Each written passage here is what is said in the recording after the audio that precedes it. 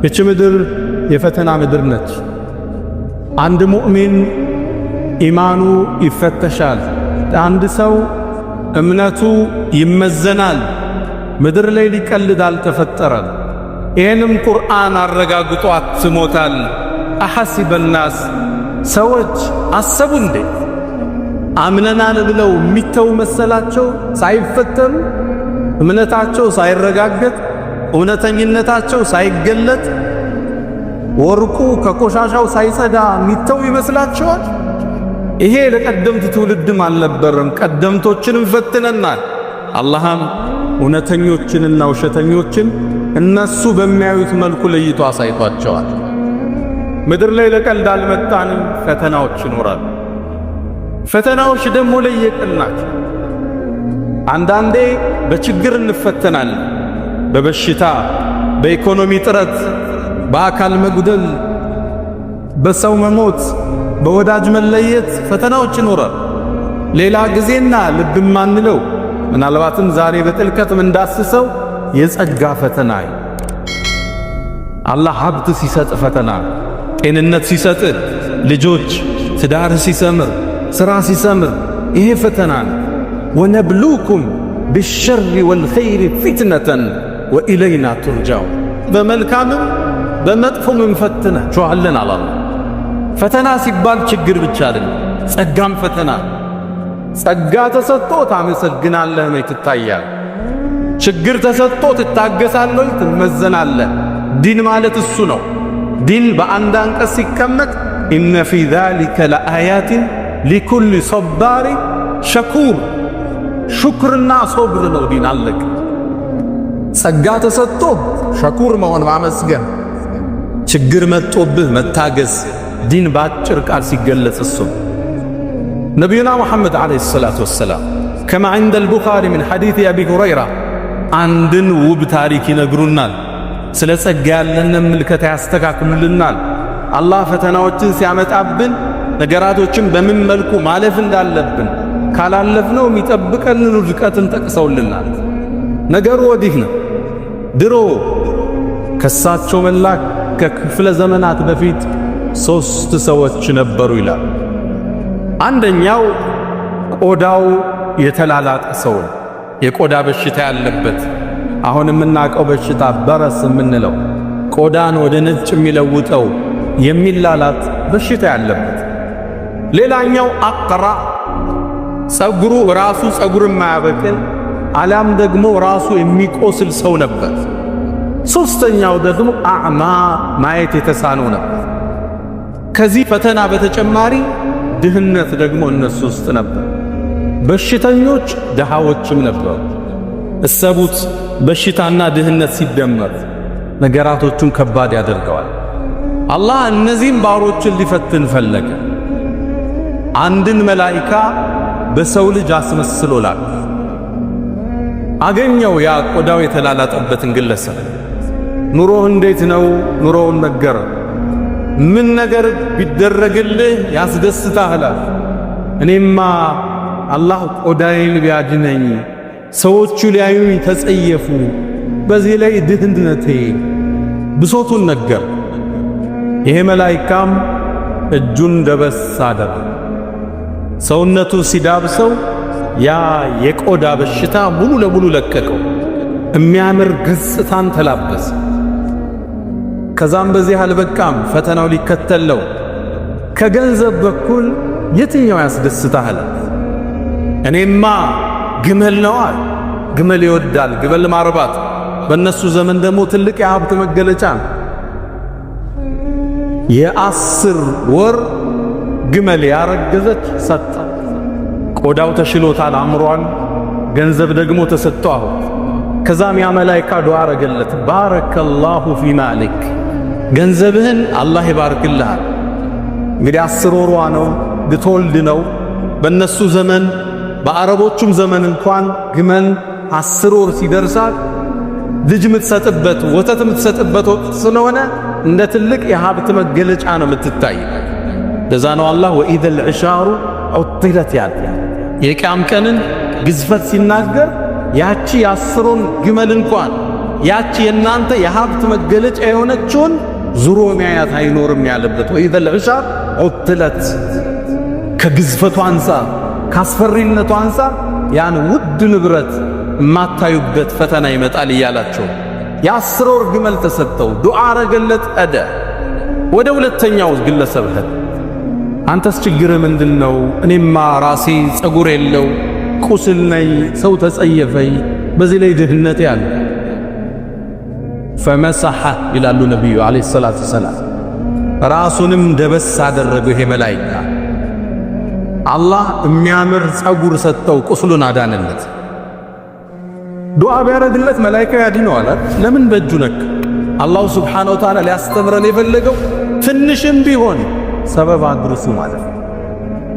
እዚህ ሚንበር ላይ አይተናል። ነቢዩላህ ሙሳ ወንዙን በበትሩ ምታው ተብለዋል።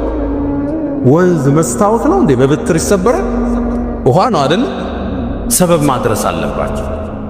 እዚህ ሚንበር ላይ መሬምን አንስተናል። ስትወልድ ፈሁዚ ኢለይኪ ቢጅዝዕ ነኽላ ከጎንሽ ያለውን ደረቁን የቴምር ዛፍ ገፋ ገፋ አድርገው አለ። አይደለም የወለደች ሴት 10 ወጣት ደረቅ የቴምርን ዛፍ ማንቀሳቀስ አይችል። ግን ሰበብ ማድረስ አለበት። መላኢካውም ደበስ አደረገው። ጸጉሩ የሚያምር ቁስሉ ተሻለ። ከሀብት ምን ትፈልጋለህ? እኔማ ላም ወዳለሁ፣ ከብቶች ወዳለሁ። 10 ወር ያረገዘች ከብት ተሰጠ። ልትወልድ ነው። አላህ ይባርክልህ ብሎ ዱዓ አድርጎለት ወደ ሶስተኛው መጣ። አይኑ አይመለከትም። ችግር ምንድነው? ምድርን ማየት እፈልጋለሁ፣ ዱንያን መመልከት እፈልጋለሁ። አይኔን አላህ ቢመልስልኛል። አይኑን ደበስ አረገው። አይኑ ተከፈተ። ከዛ እስከ ገንዘብ ምን ትወዳለህ?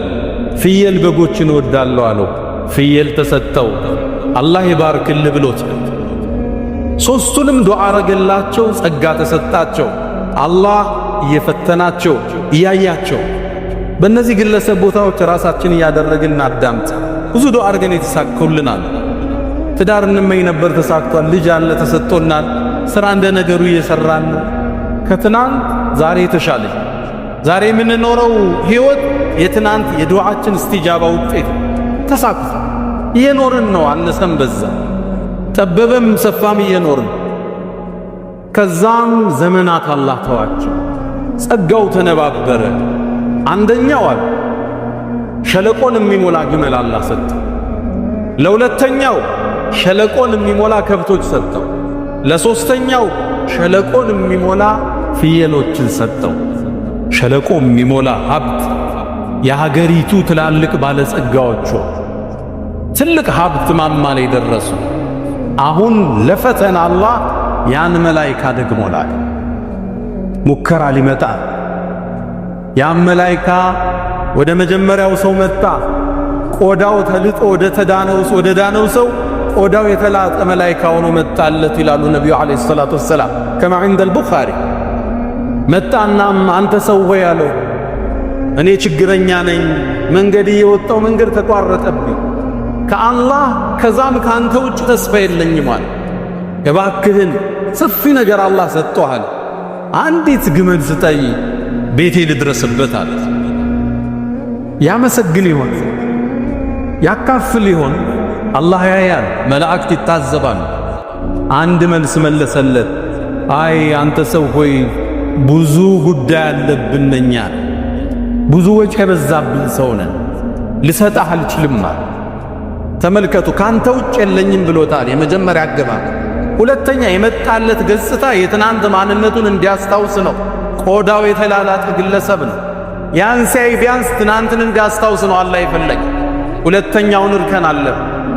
ሶስተኛ አላህ እዛው ላይ ጠየቀው፣ አንተ ሰው ወይ አለው መላኢካው፣ አላቅህም እንዴ ድሮ እንደኔ እኮ ግን ቆዳ የተላላጠ ነበር። አሁንም ከባድ ፈተና ነው። አላህ ገለጠለት። በጭራሽ አንተ ሰው አታቀኝም፣ እኔ ታምሜ አላቅም አለ። አረ ደሃ ነበር ከአላህ አይደለም እንዴ ሀብት የሰጠ? አንተ ሰው ምንድነው የምታወራው? አና ወሪثሁ ካቢራን አን ካቢራን፣ እኔ የተከበርኩ የሀብታም ቤተሰብ እኮ ነኝ። ከቅድማያቶቼ ከቅምቅማያቶቼ የመጣ ሀብት ነው የወረስኩት። ምንድነው የምታወራውን አላውቀውም። 4 እርከን አለፈ። የመጀመሪያው መንገደኛ ነኝ ካንተና ከአላህ ውጭ ተስፋ የለኝም ብሎታል። ሁለተኛው ገጽታው እሱም መስሎ ነው የመጣው የትናንት ማንነቱ። ሶስተኛው ካመ ነበር እንዴ ብሎ አስታውሶታል። አራተኛ ሀብት ነበረ ብሎታል። ደሃ ነበርክ ብሎታል። አራቱም ፈተና ሲወድቅ መላኢካው አንድ ዱዓ አረገ። እንደምትለው ውሸት ግን ከሆንክ አለው ወደ ድሮ ማንነት አላህ ይመልሰው ብሎ ጥሎታል። ተመለሰ ወይ? ዑለማዎቹ ምን ይላሉ? አዎን ዱዓ አድርጓልና ይላል። ወደ ሁለተኛ ወደ ተመሳሳይ ጥያቄ ያቀረበለት አንተ ሰው ሆይ አለው። ወደሱም የመጣለት ጸጉሩ የሌለው ራሱ የቆሰለው ነው መጣለት። የሱም የድሮ ማንነት እንዲያስታውስ ጠየቀው። አንተ ሰው ሆይ እኔ መንገደኛ ነኝ፣ ቤተሰቦቼ መድረስ አልቻልኩም፣ ችግረኛ ነኝ፣ እንደምታየው ሰው የሚጸየፈኝ በሽተኛ ነኝ፣ ከአላህ ከዛም ካንተ ውጭ ተስፋ የለኝም፣ እባክህን አንዲት ከብት ስጠኝ አገሬ ልድረስበታል። አንተ ሰው ሆይ አለው ተመሳሳይ መልስ። እኛ ብዙ ኃላፊነት አለብን፣ ብዙ ወጪ አለብናል፣ ብዙ መስኡልያ አለብናል፣ ልሰጣህ አልችልም አለ። አንተ ሰው ሆይ ድሮ በሽተኛ አልነበርክም አለው። ምታወራውን አላቅም አለው። ድሃስ ኑረህ ሀብታም አልሰጠህም አለው። ሀብት አልሰጠህም ወይ አላህን? በጭራሽ ምታወራውን አላቅም። እንደምትለው ከሆነ አላህ ወደ ድሮ ማንነት ይመልስ ብሎ ጥሎተ ተመልሷል። አዎን የመላኢካው ዱዓ ስለማይመለስ ቅድም አላህ ይባርክልህ አለው፣ ሸለቆ ሞላ ሀብታት። አሁን አላህ ያጥፈው ሲለው ይጠፋል፣ ግልጽ ነው። ወደ ሶስተኛው መጣ። አይኑ አዕማ ኑሮ አላህ ስለከፈተው አሁንም አይን አዕማ ሆኖ መጣለት። አንተ ሰው ወይ ወደ ቤተሰብ መድረሻ የለኝም፣ ችግር ውስጥ ነኝ፣ ደግፈኛል። ያ ሰው ምን አለ? አይን አዕማ ሆኖ አላህ ያዳነው። አንተ ሰው ወይ አንተ አይን የለህም፣ እኔም እንዳንተ ድሮ ነበር፣ አላህ አይኔን ከፈተልኝ፣ ምትፈልገውን ያህል ውሰዳ፣ ጌታዬ ትልቅ ውለታ ውሎልኛል፣ አልከለክልም፣ የምችለውን ያህል ውሰዳ። ከዛም ምን አለው መላኢካው? እኔ የአላህ መልእክተኛ ነኝ፣ መላኢካ ነኝ፣ ልፈትንህ ነው የመጣው። ካንተ አላህ ወዷል፣ በጓደኞች ላይ ግን አላህ ተቆጥቷል። ዱዓ አርጎለት ዱንያ በሽታ ብቻ አይደለም ፈተና፣ ችግርም ብቻ አይደለም ፈተና፣ ጸጋ፣ ምቾት፣ ድሎት ማናስታውሰው ምድራዊ ፈተናው አንዱ ምቾት ነው። ምቾትን በትክክል ከሚጠቀሙት አላህ ያድርገን። ጸጋዎችን ከሚያመሰግኑት አላህ ያድርገን። የተሰጠንን ከማንነጠቅበት አመስጋኞች አላህ ያድርገን። አላ ወፈዐሉል ኸይራት ወስተግፊሩ ረበኩም ፈጡባ ሊልሙስተግፊሪን። አልሐምዱሊላህ አላ ኢሕሳኒህ ወሽክሩ ለሁ አላ ተፈዱሊህ ወምትናኒህ ወላ ኢላሃ ኢለላህ ተዕዚመን ሊሻኒህ ወሰለላሁ ወሰለም ወባረከ አላ ረሱሊህ ወኢኽዋኒህ። አማ በዕድ ወንድሞቼ ኹጥባውን ጠራ አድርገን 1-3 ነጥቦችን እናውሳና እንቋቸው።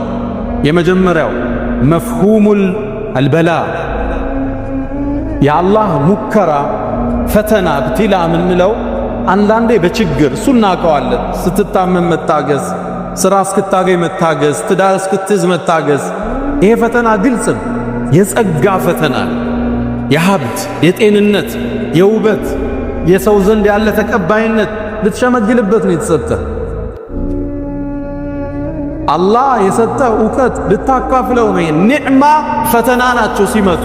ወነብሉኩም ቢሸሪ ወልኸይሪ ፊትነተን ወኢለይና ቱርጃው እንጂ ችግር ሲደርስብን እየቀጣን እየፈተነን፣ ምቾት ሲሰጠን ደግሞ አላህ ስላላቀን አይደለም አክረመን አሃነን ይላሉ አላህ። ሀብት ሲሰጠው አላህ አከበረኝ ይላል፣ እየሸለመው መስሎታል፣ እየፈተነው። ዘካ ያወጣል ወይ? ወገኖቹን ይጠይቃል ወይ? መስጂዶችን እንደዚህ ቁሞ ያሰራል ወይ? ፈተና ነው የተሰጠው። ዕውቀት ሲሰጥ ዓላመቱን ፈኻማ እንድትባል አይደለም። ያስተምርበታል ወይ? ህዝብ ይለውጥበታል ወይ? በንግግሩ አላህን ብቻ ይፈልጋል ወይ? ልትመዘን። ሁለተኛው ደረጃ ሹክር ማወቅም ይገባል። ሹክር ማለት 3 እርከን አለው። አላህ ለሰጠ ጸጋ ማመስገን ማለት። የመጀመሪያው በቃል መናገር ነው። አልሐምዱሊላህ ይህን ቤት ሰጠኝ፣ ይህን መኪና፣ ልጆችን ሰጠኝ፣ ጥሩ ትዳር ሰጠኝ፣ ጤንነት ሰጠኝ፣ መልካም ቁመና ሰጠኝ፣ ጥሩ ጓደኞች ሰጠኝ። ሹክ በቃል ነቢዩላህ ኢብራሂም ልጃቸውን ሲወልዱ አልሐምዱሊላህ አለዚ ወሀበ ሊ ዐለል ኪበሪ ኢስማዒለ ወኢስሐቅ ኢነ ረቢ ለሰሚዑ ዱዓ። ልጅ አገኘ አልሐምዱሊላህ፣ በቃል ማመስገን። ሁለተኛው በውስጥህ ከአላህ እንደሆን ማረጋገጥ።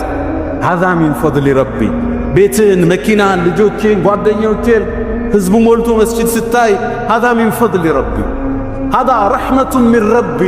እዚህ መድረክ አውስተናል። ዙልቀርነይን ግንቡን ሲጨርሰው ሀዛ ረሕመቱን ሚን ረቢ፣ ይሄ የጌታዬ እዝነት፣ ያንተ ችሎታ አይደለም፣ በእውቀትህ በውበትህ በተቀባይነት አይደለም። ሀዛ ሚን ፈድሊ ረቢ። ሶስተኛው የተሰጠህን ጸጋ ለተፈጠረለት ነገር ማዋል፣ ማካፈል፣ መስጠት የሹክር አንዱ እርከን ነው። ኢዕመሉ አለ ዳውደ ሹክረን ወቀሊሉ ምን ዒባዲየ ሸኩር። የዳውድን ቤተሰብ አላህ ምን አላቸው? ሹክር ስሩ እንጂ አላቸው። ስሩበት፣ ስልጣን ነቢይነት ሰጥቻችኋለሁ ስሩበት አላቸዋል። ጸጋ ከምናመሰግንበት ውስጥ አንዱ ለተፈጠረለት ነገር ማዋል። ያ ነው ምስጋና የሚባለው እንጂ እጅህን አጣጥፈህ አንተ ደሮና ክትፎውን በልተህ ምስኪን ሲመጣ በር ላይ መመለስ አይደለም። ዘካህን ቀንሰህ ማካፈል አይደለም። የተሰጠህን ነገር በአግባቡ ስታውለው አመሰገንክ ይባል። ወቀሊሉን ምን ዒባዲየ ሸኩር አላለ። ከባሮች ጥቂቶቹ ናቸው ሶስቱን እርከን አሟልተው አላህን የሚያመሰግኑ። ነቢዩና ሙሐመድ ሰለላሁ ዐለይሂ ወሰለም አላህ ያለፈውንም የሚመጣውን ወንጀል ማራቸው። ሌሊት ግን ቁመው ሲሰግዱ ያድራሉ። እናታችን አኢሻ ከማ ዐንደ ፊል ሙተፈቅ ዐለይህ ጠየቀች፣ የአላህ መልእክተኛ አላህ የሚመጣውንም የወደፊቱንም ወንጀል ሚሮ የለ ለምን ነው እግር እስከሚያብ ምትሰግድ አለቻቸው። ያ ዒሸቱ አፈላ አኩኑ ዐብደን ሸኩራ፣ አመስጋይ ባሪያ አልሆንም እንዴ? ማረኝ አላህ ናመስግነው እየሰገድኩ እየተለስ ለተሰጠ ጸጋ በአግባቡ ስታውለው አመሰገንክ ይባል። ግን ይህን የሚያደርጉት ጥቂቶቹ ናቸው። ሰይድና ዑመር ከዓባን እየጠወፉ እያለ አንድ ሰው ዱዓ ያረጋል። አላሁመ ጀዐልኒ ሚነል ቀሊል ሲል ሰሙት። ከትንሾቹ አላህ አድርገኝ አለ። ያዙት፣ የሐቅ ሰው ናቸው። አንተ ምን አይነት ዱዓ ነው የምታደርግ አሉት። አላህ ቁርአን ላይ ያለውን አድርግ አላቸው። አላህ ምን አለ ቁርአን ላይ አሉት? ወቀሊሉን ምን ዒባዲየ ሸኩር፣ ከባሮች ጥቂቶቹ ናቸው አመስጋኝ። አብዛኛው አማራሪ ነው፣ አቤቱታ አቅራቢ ነው። የሆነ ነገር እስኪደርስ አላህን ይለምናል። ከያዘው በኋላ ወደዛ ነው የሚያይ። ይህን ረስቶታል። ቤት ብሏል ተሳክቷል፣ ትዳር አለ ተሳክቷል፣ ሥራ አለ ተሳክቷል። አሁን ሌላ ነው የሚያስበው፣ ይህን አይደለም የሚያመሰግነው። ትንሾች ናቸው ዞር ብለው አልሐምዱሊላህ ልጅ ሰጠኸኝ፣ ትዳር ሰጠኸኝ፣ ሥራ አለኝ እንዴ ጤንነት አለኝ አልሐምዱሊላህ የሚሉት ጥቂት ናቸው። ሶስተኛው ነጥብ ሹክር የተሰጠንን ጸጋ ምናስጠብቅበት ብሎ ምናስጨምርበት መሳሪያ ነው። ለኢን ሸከርቱም ካመሰግናችሁ ለአዚደነኩም እጨምራችኋለሁ ነው አላህ። አመስግን ይጨመራል። እንደነዛ ሰዎች ንፉግውን ትሰለባል። ያ ታሪክ የሚያስረዳን ያመሰገነ ተጨምሮለታል፣ አላህ ወዶታል። የከለከለ ተነጥቋል ከአላህ መተባበር። አላህ ከሚያመሰግኑት ባሮች አላህ ያድርገን። ያ መን ቱሒቡነ ነቢየ ሙሐመዳ ሰሉ ዐለይሂ ወሰልሙ ጡለል መዳ ፈሰላቱኩም ወሰላሙኩም ኑረን ለኩም ቢአምሲኩም ወቢየውሚኩም ወለኩም ገዳ ኢነላሀ ወመላኢከተሁ ይሰሉነ ዐለን ነቢይ ያ አዩሃ ለዚነ አመኑ ሰሉ ዐለይሂ ወሰሊሙ ተስሊማ አላሁመ ሰሊ ዐላ ሙሐመድ ወዐላ አሊ ሙሐመድ ከማ ሰለይተ ዐላ ኢብራሂም وعلى آل إبراهيم وبارك اللهم على محمد وعلى آل محمد كما باركت على إبراهيم وعلى آل إبراهيم في العالمين.